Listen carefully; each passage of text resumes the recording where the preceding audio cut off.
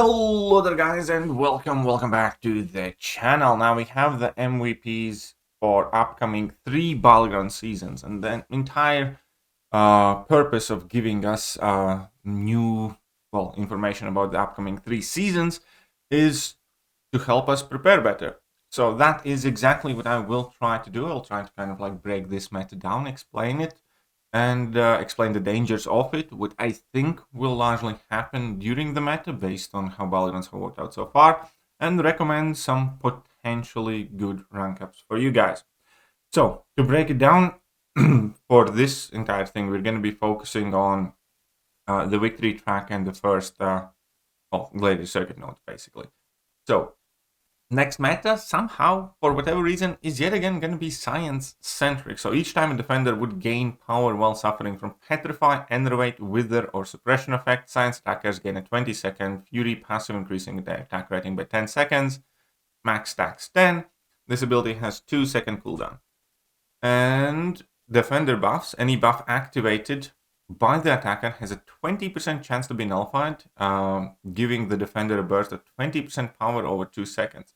Regeneration buffs have triple the chance to be pilfered. And we have Heal or Hide, which basically gives a regen buff to either you or your opponent every 12 seconds based on where you're standing. So, the clear danger here, obviously, is power-based. The fact that either one of the champions will regenerate 10%, it's not necessarily altering the fight in itself. Heal or Hide node, at its worst, extends the fight by giving opponent health. At its best, let you recover some chip damage. Obviously, focused Nullify regeneration kind of changed that. And the danger here is the power. That ultimately is the power. So number one kind of like advice to give here is be careful when pushing opponent past 2 bars of power. That is going to be the first principle of it. Because 20% of power sounds less than it actually is, because it isn't 20% of bar power. In reality, 20% of power is most of the power bar individually, because that would work out as 60% of a bar of power. So that's going to be a fairly noticeable power gain. And especially once you reach Gladiator Circuit, it's going to be 30%. That's effectively almost a power bar. And the key buff that is going to get nullified here. You can do everything perfect. You can select your champions, accordingly. And the key buff that we all kind of can't escape from is the precision from dexterity. So if you push opponent 2+ bars of power, and then you try to bait out special attack, and they don't do it immediately, and you dex and then nullify it, they get level 3, that's curtains. That is going to be a very common scenario in that meta. Other than that, obviously we can take actions to mitigate the possibility of that. We can use champions with counts and infuriates and some other AI manipulation techniques to make sure they do throw those special attacks quicker, as well as use power control and petrify specifically, which seems to be obviously kind of themed and intended. So out of all of these debuffs that are required for science champions to get more damage, petrify is by far and away, as alongside Wither, going to be the most valuable ones, because they can actually neuter the power gain that they will be getting at some point. And needless to say, we're looking at Science Landscape again. And there's going to be a ton of Science Champions, few that I will bring definite attention to because they are monsters with damage modifiers. Because you see, giving a 200% Fury to some champions doesn't really increase your damage all that much. Giving 200% Fury or 50% Fury to some other champions does. And that kind of depends whether they already have had their damage multipliers in their kit for most part already and how they distribute damage. For instance, giving Void a damage multiplier will significantly increase his speed. Giving that same damage multiplier to some champion like Kingpin, not so much. Giving that same damage multiplier to Hulk, not so much. Not to mention that Hulk will not really be able to benefit from it, but still, Hulk will not be able to benefit from it, or like Cassie Lang, for instance. Even if Cassie Lang had Petrify Suppression or something in her kit, it wouldn't change much, because her power sting damage doesn't scale, and her hit damage isn't where her damage overall is at. So, for instance, a good example where it does changes in effect a lot would be Abomination. I do think that for some people who enjoy Abomination, this is going to be a good meta for A-Bomb to make a comeback, because obviously you can use A-Bomb as a defensive trap type of thing, same as like you would use Human Torch or Elf at times, where if opponent doesn't have poison immune or a way to deal with that poison, they're going to have a bad time. And on top of it all, only thing you have to do is throw your level 1, your Petrify is 25 seconds, you're going to have extremely high uptime to that, get to your level 2, and you're going to be doing insane damage. Immortal Abomination does benefit a lot from damage multipliers.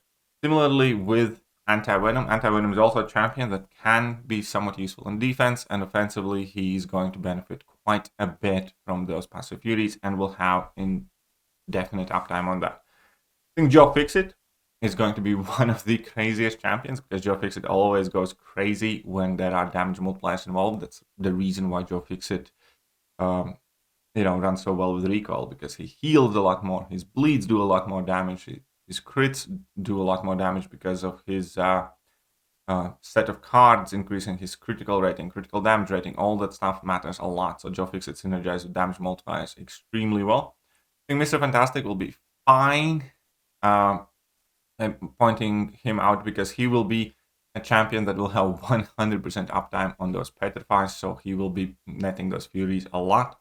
Similarly with Photon, whenever Photon inflicts a debuff, which is pretty much always as you are attacking to your opponent, you inflict that passive Petrify effect, which will let Photon ramp up tremendously quickly, and she's a defensive menace. Then Morbius has incredibly easy and long Petrify uptime as well. Obviously, Quicksilver also is a champion that benefits quite a lot from the damage from the damage increase. Sandman post buff should synergize extremely well with this, because he has Petrifies on his level 1. Whenever you enter unstable, you will be inflicting suppression effects, and then now his bursts will scale. So I do suspect Sandman to be quite a solid attacker, and the cool thing about Sandman is he does virtually all of the toughest matchups. So he's definitely going to be a champion to watch out for. Scorpion, obviously still going to be great, has Petrify level 2. Spider-Gwen also should be doing just fine. And now I need to stop on Titania. I think Titania is going to be, yet again, one of the most important champions of the meta. And that is not necessarily because she benefits a ton from these Furies that she gains. Actually for a slightly different reason. And that is the fact that Titania can do matchups in all classes.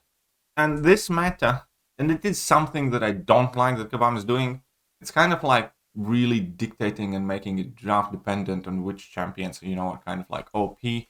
And therefore, by definition, it doesn't take a genius to see that it will be primarily skill defender focused, or at the very least, skill defenders will play a large part in this meta, just because science champions are going to be by far and away the most powerful in this meta. So in order to counter that, you want to pick the champions that science champions struggle against the most, and that inevitably is most of the skill champions with their debuff shrug-off abilities or punishing the debuffs and so on and so forth. And Titania kind of doesn't care about it. In the vast majority of the matchups that you could or would use Titania, she doesn't care if her debuffs stay or don't stay. Even if they get purified, she still gains her furies. She still has great damage output, and she's obviously also buff immune. Therefore, she's not going to care whether you would get that regen. She's not going to care about the dex.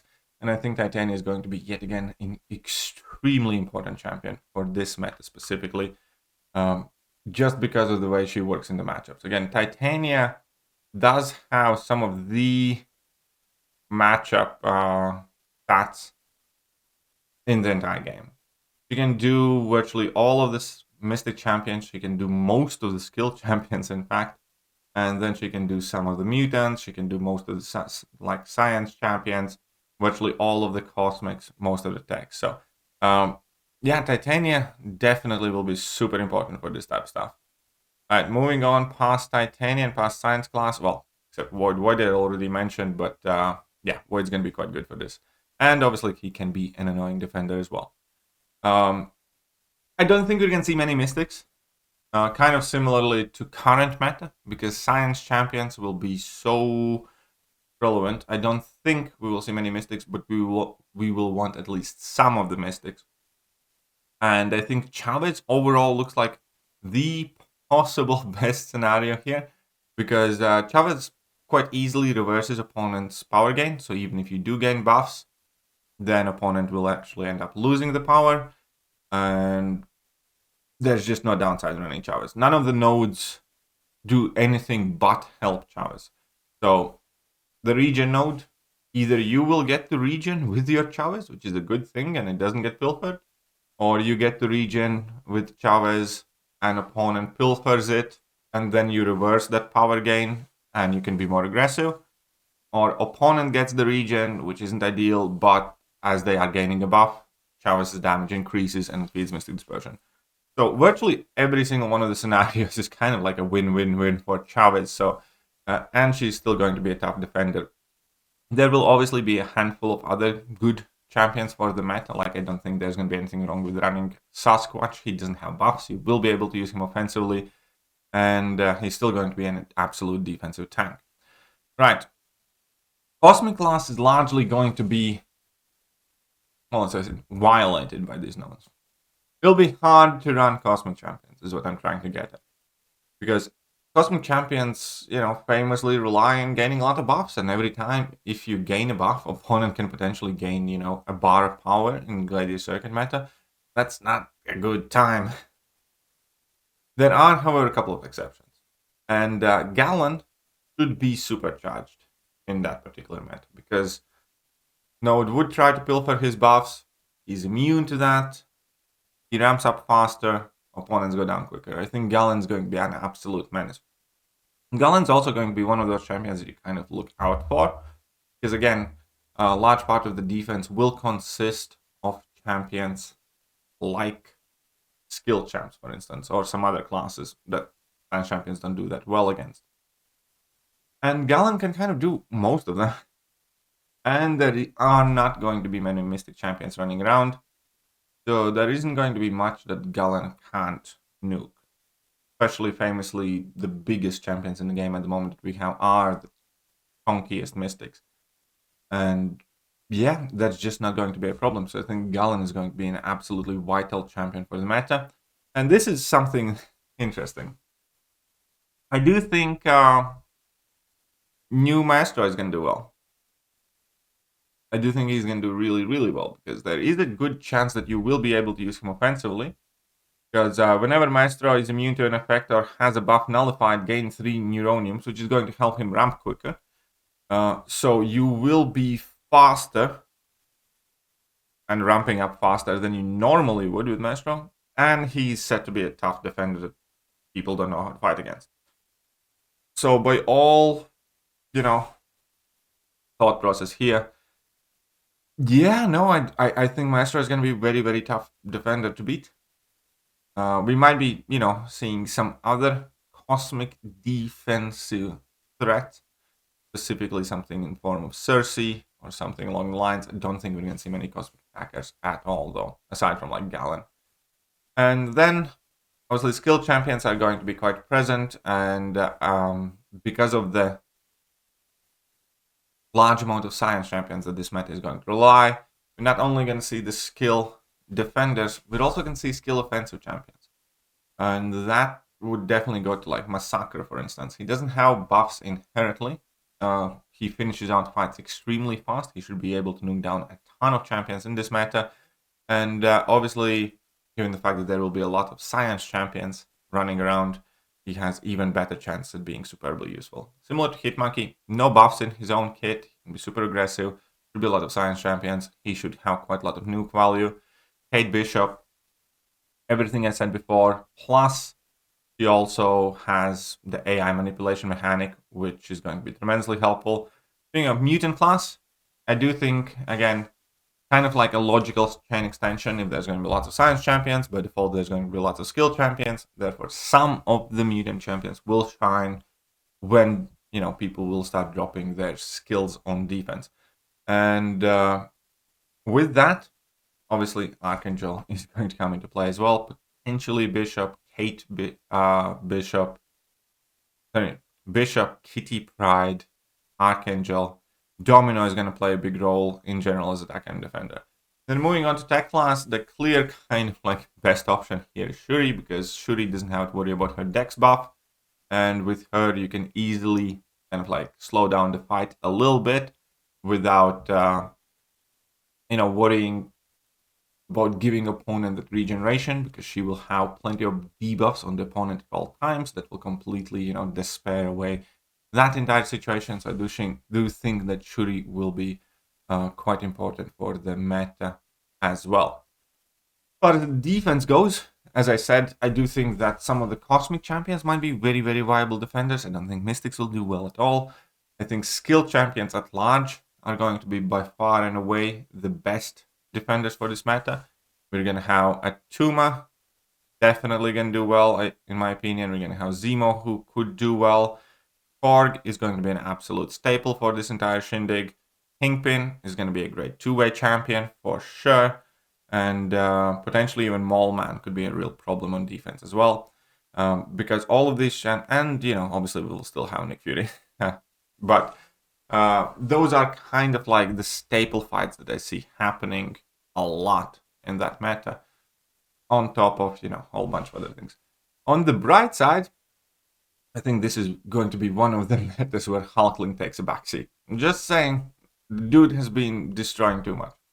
But yes, that is what I think is going to happen with the meta. So hopefully this video has been helpful to you in maybe adjusting or changing your rank up plans.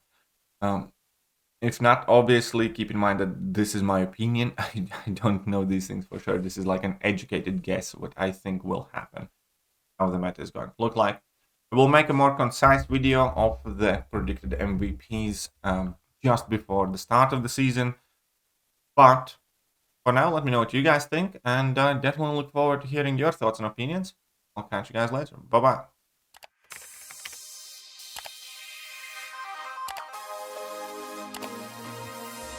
Hello there guys, and welcome back to the channel. So we have all the information